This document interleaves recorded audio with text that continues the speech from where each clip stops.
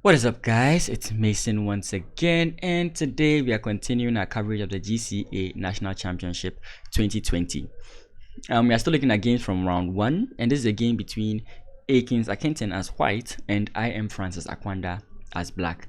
Apologies to Aikins for the image, and then we just go on. So we have e4, d5, the Scandinavian defense.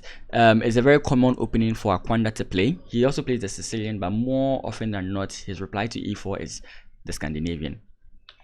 We have e takes d5, queen takes d5, knight to f3, bishop to g4, bishop to e2, e6, d4, knight to f6, castles kingside, and then c6, and then c4.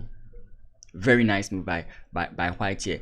It might show that Aikins might have prepped this whole opening against white, because this is one of the best ways to combat against the Scandinavian. Usually you'd see it sort of like this, in this manner. It could happen this way. After this, if e6, then we go this way. It can also happen in this way, but he kind of sort of maneuvered into it, which was pretty good to see. Now, why is this move very good? The whole point of this move is to undermine or to combat this structure that black has created. It's a very solid structure, which also sort of blinds the activity of white's bishop.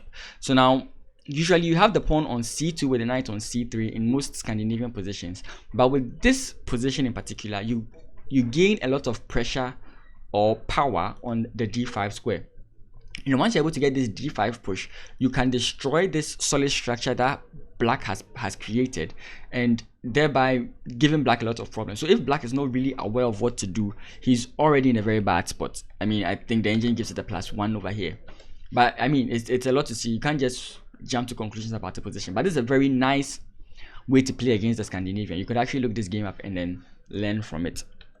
So now we have queen to d8, knight to c3, bishop to e7, black wants to castle, and then queen to b3, a very nice move. It does two things. It attacks this b7 square and supports this d5 push. Sometimes you should always note that this is always a possibility. In most of the games I've covered, I think this idea has been very, very common.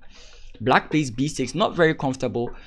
Slightly better might have been queen to c7, but the fear is d5. So to take away a defender of d5, it's not something you want to do. So now we have b6, rook to d1, and then queen to c7. So you'd be like, why?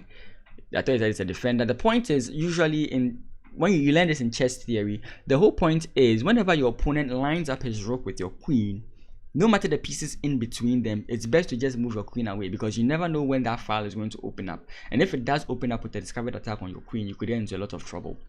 So very principled move by Acquandah here. And now we have d5, because the queen is now out and black has less defenders to the d5 square as opposed to white attackers. And now we have knight b to d7. Castles might have been better here, might have been. The whole point is I'm looking at this based on white's next move. Okay, so white could do something else, but the point is, if you castle here and white plays his next move, which was d takes c6, you can have this move and now black is better. That's the whole idea. So like holding off the development of the knight just to sort of delay white's ideas. But what was played here was after d5, knight b to d7, and then pawn takes. And you can't take this you can actually take this pawn, but what black chooses to do is play knight to c5, and this creates a lot of opportunities for white. The engine gives this line here, queen to a3, which is so counterintuitive yet so beautiful, putting your queen in this discovered attack position, but it can only go upward from here. First off, queen can't take because you have knight to e5. Remember, the knight on d7 was preventing this move, which is why I corrected myself previously, and you are winning a piece. Clear cut. Now another move here is knight to e5, using the power of the discovered attack. But what white is going to play here is b4, and if knight takes, queen takes, again, you still can't take this pawn. You have to solidify your position some way, somehow. Let's assume that black castles. You can get this move, b5, and this is a bone in black's throat. if we get into an end game, this is a pass pawn. This is just a clear pass pawn on the 6th rank, which is very deadly. So you can see the potential of what could happen in that position. If a6 here, you could always play this, always keep the position defended, and white is just going to enjoy a very dominant position in this game. So very nice, very nice idea here. But after knight to c5, we didn't get queen to a3. We got knight to b5. The point is, if knight takes queen, we have knight takes queen with check, and white is just going to be better. So now queen takes c3 and queen takes c6, and this is not possible anymore because of the engine move queen to e4. As to whether Aikins saw this, I can't tell, but this looks like a very hard move to see. The whole point is white could lose a piece here, but it's a very hard move to see. So I think Aikins would have tried it, but maybe he saw that whole idea. I don't know how difficult that move is to be seen. So he plays queen to c3. Then we have bishop to f5, queen to d2, rook to d8, and then knight to d4, knight f to d4. Okay, so now we have queen to b7, saving the queen since it was attacked by the knight. Queen to f4 with an attack on this pawn, threatening to win a pawn. And Acquandah just decides to castle. I mean, there's no point in trying to just move your queen back. There's a lot of pressure on white here because of mainly because of the placement of the king. The king is stuck in the center. So just aim for solidify your position, and I think it's just better. So Acquandah goes for castles here, which he loses a pawn. Knight takes f5, e takes f5, queen takes f5, and a6, knight to c3, rook takes d1, bishop takes d1, and then queen to c3, offering a trade of queens, which I believe, based on the players and their rating range, is a very nice idea. Sometimes if you trade off pieces, for example, if you can imagine all these pieces off and it's a rook endgame, despite the extra pawn that white has, rook endgames are usually drawish, and Acquandah has more experience playing the endgame as compared to Aikins. So a very nice idea, trying to trade down pieces and going to into a section of the chess game where you are much more experienced than your opponent is also a good idea to try and take. So I expect that Aikins would not allow this, but then he plays bishop to c2, allowing for the trade of queens. But then we have knight to e6. I think best here would have just been to trade queens, because after knight to e6, he gives Aikins a very nice idea here. We have knight to d5, and after rook to e8, knight takes f6, removing the defender of the h7 square. And after bishop takes, we have queen takes h7, and right now white is just better. We have king to f8, bishop to a4, just putting your pieces in the best squares to disturb this king. We have b5, pawn takes, and knight to c5. And after knight to c5, bishop to f4. The whole point is to get here and maybe win this, or get here and just checkmate. Because if you can imagine that white doesn't understand what's going on and plays, let's say, takes here. After bishop here, if you block, checkmate. If you block, checkmate. So it's a very nice idea that white was going for. So after bishop to f4, he plays queen to e6. The whole point is that he disallows this move and also threatens background checkmate. So here we have bishop to d2. To be frank, bishop to d2 could have been played immediately. And the idea of bishop to d2 is just to pin this knight here, and the same idea. If black makes the mistake of capturing the pawn, he's just entering to a mating net. Here you take, and no matter what piece stands here, this is just checkmate. So already you can see that white is just having a very nice position. Another good thing about bishop to d2 is now you stop background checkmate.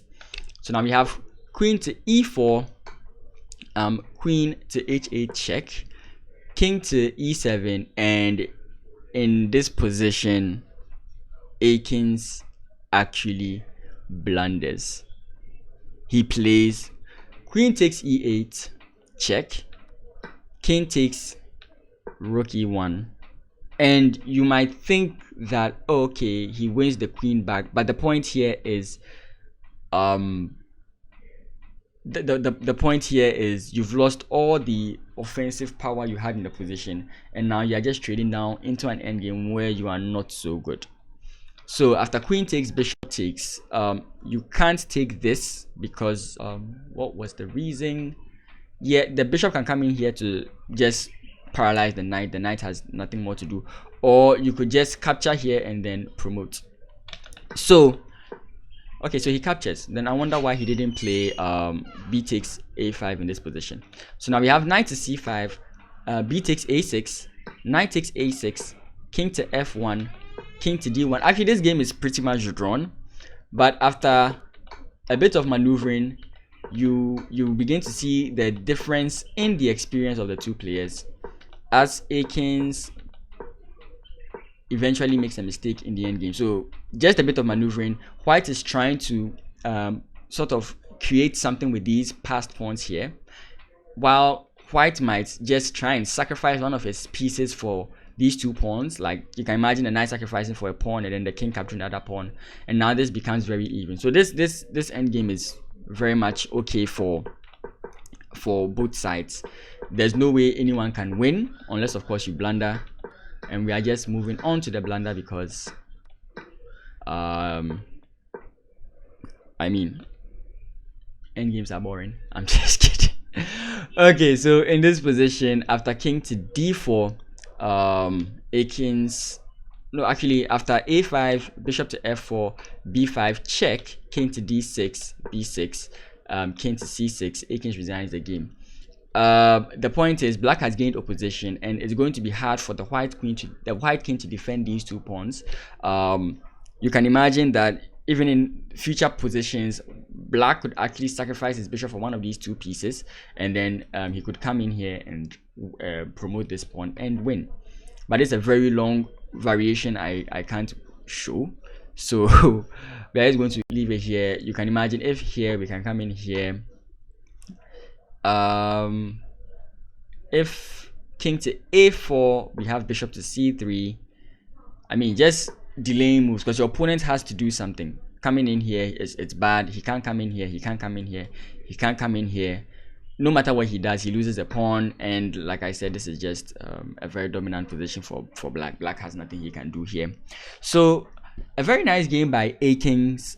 Very sad that he didn't win. Actually, he should have just brought his queen back in that position, and rather than play queen takes with check after this, he could just bring his queen back here, and he's basically just he's basically still fine. He might not be winning in this position, but he's basically still fine. So nice prep by Aikins. I believe it's a prep because everything seemed to flow in his favor, and he always had the upper hand in the games. And that's one thing about Aikins. He doesn't have a specific opening that he plays. He plays based on the opponent he's about to play. So he has a very large repertoire for openings. So yeah, sad that he lost this, but it was a very interesting game. If you want to play against a Scandinavian, this is one of the best ways to challenge the Scandinavian, and you enjoy very good positions, especially if your opponent doesn't know what to do, or if your opponent underestimates you. So thank you guys so much for watching. Again, I'm sorry I skipped through the end game, but we'll get more games to cover and so on and so forth. So I'll see you guys in the next video. Have a good day. Bye.